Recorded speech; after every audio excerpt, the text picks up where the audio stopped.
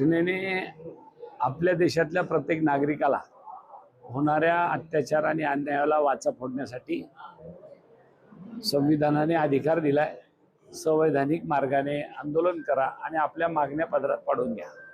खरं तर केंद्र सरकारला, राज्य सरकारला कुठल्याही बाबतीतला त्रास नसताना सोनम वांगचूक हे आपल्या देशातली सर्वात महत्त्वाची परीक्षा नीट, ज्याच्यामध्ये पेपर लीक झाला, पोरांच्या परीक्षा रद्द करण्यात आल्या आणि अनेक मुलांनी आत्महत्या केल्या।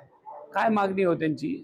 साधी मागणी आहे की त्या मंत्र्यांनी राजीनामा द्यावा, तरच मी माझं आंदोलन मागे घेईल। इतक्या साध्या गोष्टीवर सरकार त्यांना भेटायला सुद्धा गेलं नाही। उलट पक्षी काल रात्री त्यांना उचलण्याचा प्रयत्न केला। तिथं पोलिसाला छावणीचं स्वरूप आणलं, साध्या वेशात लोक गेली आणि त्यांना उचललं। जर तुम्हाला आंदोलन करू द्यायचं नाही असं जर करणार असाल तर या देशामध्ये लोकशाही आता शिल्लक राहिली का, असा प्रश्न लोकांमध्ये निर्माण झालेला आहे। खरं तर त्यांना पहिल्यांदा बोलणी करायलाच गेले 15 दिवसापासून तुम्ही कोणी जायला तयार नाही आणि गेलात तर पोलिसाचा बळाचा वापर करून त्यांना उचलून तुम्ही दवाखान्यामध्ये घेऊन चाललात किंवा आंदोलन बंद पाडण्याच्या दृष्टीने प्रयत्न करताय। याचा मी खऱ्या अर्थाने तर जाहीर निषेध करतोच, परंतु येणारी 2029ची निवडणूक सुद्धा होऊ देणार आहे की नाही असा प्रश्न आता लोकांच्या मध्ये निर्माण झालाय।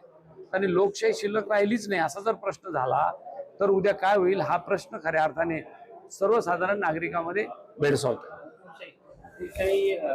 देशामध्ये प्रस्थापित होत आहे का नाही आताच चालू आहे।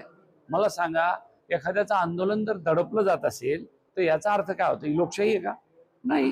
याच्यापूर्वी अण्णा हजारे उपोषणाला बसले, याच्यापूर्वी रामदेव बाबा उपोषणाला बसले, केजरीवाल हे सगळे 2014ला उपोषणाला बसले।